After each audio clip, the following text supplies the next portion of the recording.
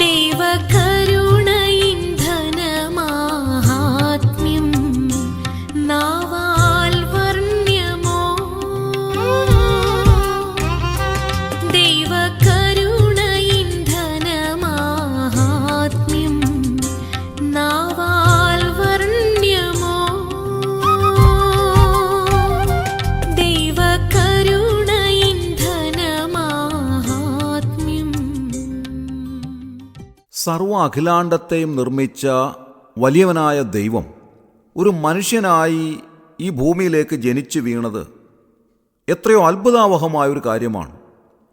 അവിടുന്ന് ജനിച്ചു വീണു എന്ന് മാത്രമല്ല, ഏറ്റവും ദരിദ്രനായി ജനിച്ചു എന്നുള്ളത് അതിലേറെ അത്ഭുതകരമായ ഒരു കാര്യമാണ്. ബേത്ലഹേമിലെ വഴിവക്കിൽ എവിടെയോ ആയിരിക്കാം യേശു ജനിച്ചു വീണത്. കൃത്യമായി ആ സ്ഥലത്തെപ്പറ്റി തിരുവെഴുത്ത് പറഞ്ഞിട്ടില്ല. എന്നാൽ ജനിച്ചു വീണ ശിശുവിനെ കിടത്തുവാൻ വഴിയമ്പലത്തിൽ സ്ഥലമില്ലായകയാൽ പശുത്തൊട്ടിയിൽ കിടത്തി എന്ന് രേഖപ്പെടുത്തിയിട്ടുണ്ട്. അഖിലാണ്ടത്തിൻ്റെ സൃഷ്ടാവായ ദൈവം ഒരു മനുഷ്യനായി ഈ ഭൂമിയിലേക്ക് ജനിച്ചു വീഴുമ്പോൾ സാധാരണ മനുഷ്യ ശിശുക്കൾക്ക് ജനിച്ചു വീഴാൻ സാധ്യതയുള്ളതായ സ്ഥലങ്ങളൊന്നും ആ ജനനത്തിന് ലഭിച്ചില്ല. മാത്രമല്ല, ഈ ശിശുവിനെ കിടത്തുവാൻ പോലും തക്കതായ ഒരു സ്ഥലം ലഭിച്ചില്ല എന്നുള്ളത് അത്ഭുതാവഹമായ ഒരു കാര്യമായി ഇരിക്കുന്നു. കേവലം ദരിദ്രരായ യോസേഫും മറിയയും ഈ ചോരക്കുഞ്ഞിനെയും കൊണ്ട് വഴിയമ്പലത്തിലേക്ക് കയറി വരുമ്പോൾ നിഷ്കരുണം അവിടെ നിന്ന് ഇറക്കിവിടുന്ന വഴിയമ്പലക്കാരൻ്റെ ചിത്രം വാസ്തവത്തിൽ മനസ്സിൽ തെളിയുകയാണ്. അഖിലാണ്ടത്തിൻ്റെ സൃഷ്ടാവായ വലിയവനായ ദൈവം ഒരു മനുഷ്യനായി ജനിച്ചു വീണപ്പോൾ ആ ശിശുവിനെയാണ് നിഷ്കരുണം അവിടെ നിന്ന് ഇറക്കിവിടുന്നത് എന്നത് എത്രയോ കഠിനതരമായ ഒരു കാര്യമായിരിക്കുന്നു. വാസ്തവത്തിൽ ആ രാത്രി ഒരു ചരിത്രപരമായ രാത്രിയാണ്. സ്വർഗം മുഴുവനും ഭൂമിയിലേക്ക് കുനിഞ്ഞു നോക്കുന്ന ഒരു രാത്രിയാണ്. കാരണം അഖിലാണ്ടത്തിൻ്റെ സൃഷ്ടിപ്പിന് ശേഷം അന്നേ വരെ സംഭവിച്ചിട്ടില്ലാത്ത അത്യത്ഭുതകരമായ ഒരു കാര്യമാണ് സംഭവിച്ചിരിക്കുന്നത്. ബേത്ലഹേമിലെ ഏതോ ഒരു പശുത്തൊട്ടിയിൽ കീറ്റുശീലയിൽ പൊതിഞ്ഞ് കിടത്തിയിരിക്കുന്ന ഈ അത്ഭുത ശിശുവിൻ്റെ ചിത്രം നമ്മുടെ മനസ്സിൽ ഒന്ന് തെളിഞ്ഞു വരുമ്പോൾ വാസ്തവത്തിൽ നാം എന്താണ് കാണുന്നത്? ഏറ്റവും ദയനീയമായ ഒരു സ്ഥിതി. പരമദരിദ്രരായ ദമ്പതികൾക്ക് ജനിച്ച പരമദരിദ്രനായ ഒരു ശിശുവിൻ്റെ രൂപമല്ലേ നമുക്ക് കാണാൻ സാധിക്കുന്നത്? കർത്താവായ യേശുക്രിസ്തുവിൻ്റെ ജനനത്തോടനുബന്ധിച്ചുള്ള ദൈന്യാവസ്ഥ കണ്ടുകൊണ്ട് രണ്ട് ദൈവദാസന്മാർ എഴുതിയ 3 പാട്ടുകളിലെ വരികൾ നമ്മുടെ മനസ്സിനെ വാസ്തവത്തിൽ വല്ലാതെ ചിന്തിപ്പിക്കുന്നതാണ്. ഇന്നത്തെ ധ്യാന ചിന്തകൾക്ക് ആധാരം ഈ 3 പാട്ടുകളിലെ വരികളാണ്. അതിൽ ആദ്യത്തേത് മഹാകവി KV സൈമൺ സാർ എഴുതിയ ഒരു പാട്ടിലെ ചില വരികളാണ്. ഈ വരികളിലെ പ്രമേയം ആട്ടിടയന്മാർ ഈ ശിശുവിനെ സന്ദർശിക്കുവാനായി വരുന്ന രംഗമാണ്. അതിപ്രകാരമാണ്: ആട്ടിടയർ കൂട്ടമായി വന്ന നേരം കീറ്റുശീലയിൽ കിടന്ന യേശുദേവാ, പട്ടിനുള്ള മൂലവസ്തു സൃഷ്ടി ചെയ്ത ദൈവമേ, ഈ ക്ലിഷ്ടമാം കിടപ്പു കണ്ടു ഞാൻ നമിക്കുന്നേൻ സിയോൻ മണവാളനെ, ശ്രീനരപതിയേ സിയോൻ മണവാളനെ. ആട്ടിടയർ കൂട്ടമായി വരുന്ന സമയത്ത് കീറ്റുശീലയിലാണ് കർത്താവായ യേശു ക്രിസ്തുവിനെ കിടത്തിയിരിക്കുന്നത്. അദ്ദേഹം വീണ്ടും പറയുകയാണ്, വാസ്തവത്തിൽ മനുഷ്യ ശിശുക്കളെ പൊതിഞ്ഞ് സംരക്ഷിക്കുവാൻ ഏറ്റവും നല്ല തുണി എന്ന് പറയുന്നത് പട്ടുനൂൽ കൊണ്ടുള്ള തുണിയാണ്. ആ പട്ടുനൂൽ ഉൽപ്പാദിപ്പിക്കുന്ന പട്ടുനൂൽ പുഴുവിനെ സൃഷ്ടിച്ച വലിയവനായ ദൈവം മനുഷ്യനായി ജനിച്ചു വീണപ്പോൾ ഒരു കീറ്റുശീലയിൽ പൊതിയപ്പെട്ടവനായി കിടക്കേണ്ടി വരുന്നത് എത്രയോ വലിയ ദാരിദ്ര്യത്തിൻ്റെ ലക്ഷണമായിട്ട് കാണുവാൻ സാധിക്കും. വാസ്തവത്തിൽ ഇതെത്ര വലിയ ഒരു താഴ്ചയാണ് കർത്താവ് അനുഭവിക്കുന്നത്. ഏറ്റവും വലിയവനായിരുന്നവൻ ഏറ്റവും താണിറങ്ങി വന്നു.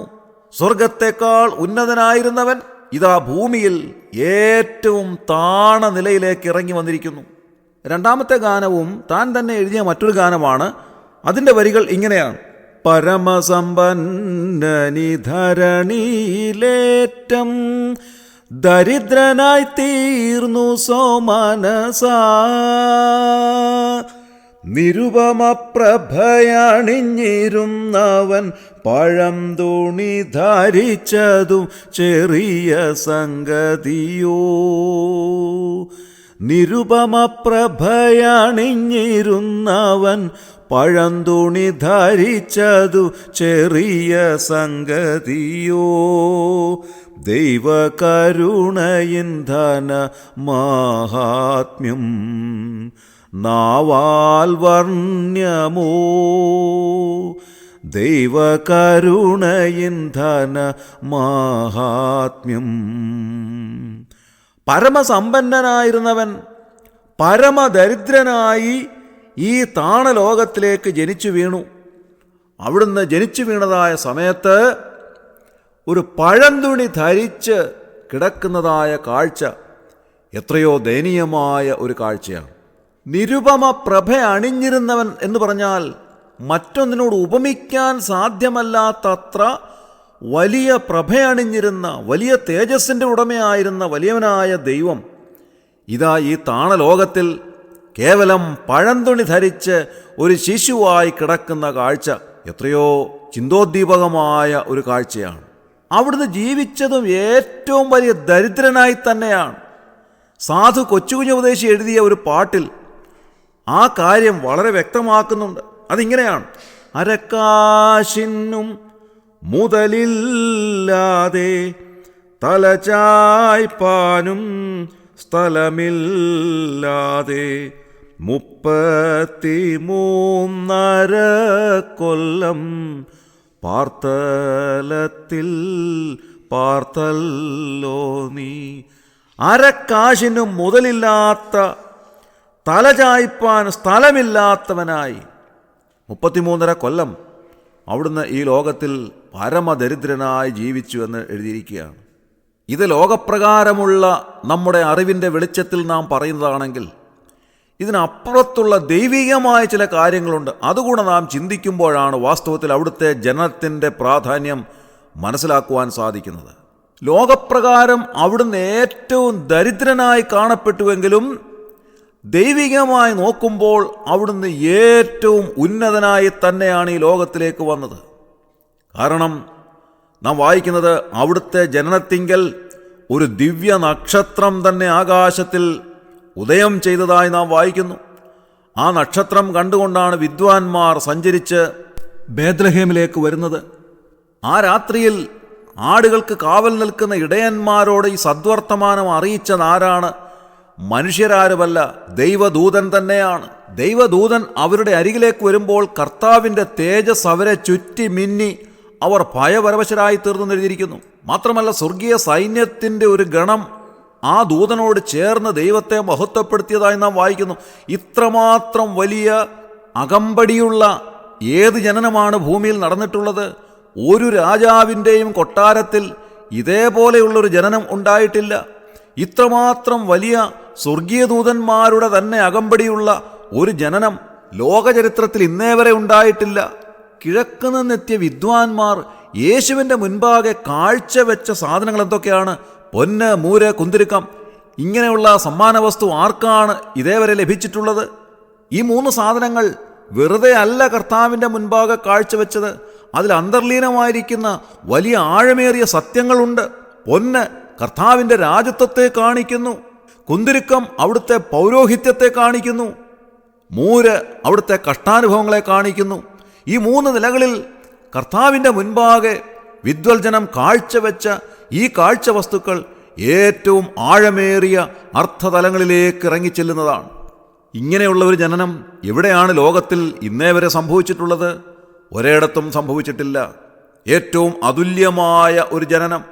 അവിടുന്ന് മനുഷ്യനായി താണലോകത്തിലേക്ക് ജനിച്ചു വീണതുകൊണ്ട് നമുക്ക് ലഭിച്ചിരിക്കുന്ന വിലയേറിയ ഭാഗ്യത്തിനായി ദൈവത്തിന് നന്ദിയോടെ സ്തോത്രം ചെയ്യാം. ഫിലിപ്പ് ലേഖനത്തിൽ അപ്പോസ്തലനായ പൗലോസ് ഇങ്ങനെ എഴുതിയിരിക്കുകയാണ്: അവൻ ദൈവരൂപത്തിലിരിക്കെ ദൈവത്തോടുള്ള സമത്വം മുറുകെ പിടിച്ചുകൊള്ളണം എന്ന് വിചാരിക്കാതെ ദാസരൂപമെടുത്തു, മനുഷ്യ സാദൃശ്യത്തിലായി, തന്നെത്താൻ ഒഴിച്ചു വേഷത്തിൽ മനുഷ്യനായി വിളങ്ങി, തന്നെത്താൻ താഴ്ത്തി മരണത്തോളം, ക്രൂശിലെ മരണത്തോളം തന്നെ അനുസരണമുള്ളവനായി തീർന്നു. അതുകൊണ്ട് ദൈവവും അവനെ ഏറ്റവും ഉയർത്തി സകല നാമത്തിനും മേലായ നാമം നൽകി. അങ്ങനെ യേശുക്രിസ്തുവിൻ്റെ നാമത്തിങ്കൽ സ്വർലോകരുടെയും ഭൂലോകരുടെയും അധോലോകരുടെ മുഴങ്കാലൊക്കെയും മടങ്ങുകയും എല്ലാ നാവും യേശുക്രിസ്തു കർത്താവ് എന്ന് പിതാവായ ദൈവത്തിൻ്റെ മഹത്വത്തിനായി ഏറ്റുപറയുകയും ചെയ്യേണ്ടി വരും. നമ്മുടെ കണ്ണുകളെ അടയ്ക്കാം, പ്രാർത്ഥിക്കാം. ക്രിസ്തുയേശുവിലൂടെ അതിവാത്സല്യമായി ഞങ്ങളെ സ്നേഹിക്കുന്ന സ്വർഗീയ പിതാവാൻ നല്ല ദൈവമേ, അനുഗ്രഹകരമായ ഈ പ്രഭാതത്തിനായി ഞങ്ങൾ നന്ദിയോടെ സ്തോത്രം ചെയ്യുന്നു. അവിടുത്തെ പുത്രൻ ഈ താണലോകത്തിലേക്ക് മനുഷ്യനായി ജനിച്ചു വീണപ്പോൾ എത്രയോ ദരിദ്രനായി ജനിച്ചു വീണു. പട്ടിനുള്ള മൂലവസ്തു സൃഷ്ടി ചെയ്ത ദൈവം മനുഷ്യനായപ്പോൾ കേവലം കീറ്റുശീലകളിൽ പൊതിയപ്പെട്ടവനായി ജനിച്ചു വീണതായ ചരിത്രം ഞങ്ങൾ ചിന്തിക്കുകയായിരുന്നു. മറ്റൊന്നിനോടും ഉപമിക്കുവാൻ സാധ്യമല്ലാത്ത തേജസ്സുള്ളവൻ കേവലം പഴന്തുണി ധരിച്ചുകൊണ്ട് ഈ ഭൂമിയിൽ കിടക്കുന്നതായ കാഴ്ച ഞങ്ങൾ ചിന്തിക്കുകയായിരുന്നു. അവിടുന്ന് ഞങ്ങളെ സ്നേഹിച്ച മഹാസ്നേഹത്തിനായി ഞങ്ങൾ നന്ദിയോടെ സ്തോത്രം ചെയ്യുന്നു. ഇന്ന് രാവിലെ അവിടുത്തെ മഹത്വം ഞങ്ങൾ കണ്ടുകൊണ്ട് അവിടുത്തെ മുൻപാകെ സകല സ്തുതിയും സ്തോത്രവും ബഹുമാനവും അർപ്പിക്കുന്നു. ഈ ശുശ്രൂഷയെ സംബന്ധിച്ച് എല്ലാവരെയും അവിടുന്ന് അനുഗ്രഹിച്ചാട്ടെ. ഇന്നത്തെ ദിവസം ഈ വലിയ ചിന്തകളോടുകൂടെ ജീവിപ്പാൻ ഞങ്ങളെ സഹായിക്കണമേ. അവിടുന്ന് ഞങ്ങളെ സ്നേഹിച്ച മഹാസ്നേഹത്തെ ഓർത്തുകൊണ്ട് അവിടുത്തെ മഹത്വം ഓർത്തുകൊണ്ട് അങ്ങേ ആരാധിച്ച് മഹത്വപ്പെടുത്തുവാൻ ഞങ്ങളെ ഇടയാക്കണമേ എന്ന് പ്രാർത്ഥിക്കുന്നു. ഞങ്ങളുടെ പ്രാർത്ഥന കേട്ടതിനായി സ്തോത്രം. ഞങ്ങളുടെ കർത്താവിൻ രക്ഷിതാവുമായ യേശു ക്രിസ്തുവിൻ്റെ ധന്യമായ നാമത്തിൽ തന്നെ ആമേൻ. പരമസമ്പന്നനി ധരണിയിലേറ്റം ദരിദ്രനായി തീർന്നു സ്വമനസാ. പരമസമ്പന്നനി ധരണിയിലേറ്റം ദരിദ്രനായി തീർന്നു സ്വമനസാ. നിരുപമ പ്രഭയണിഞ്ഞിരുന്നവൻ പഴന്തുണി ധരിച്ചതു ചെറിയ സംഗതിയോ. നിരുപമ പ്രഭയണിഞ്ഞിരുന്നവൻ പഴന്തുണി ധരിച്ചതു ചെറിയ സംഗതിയോ. ദൈവകരുണയിൻ ധനമാഹാത്മ്യം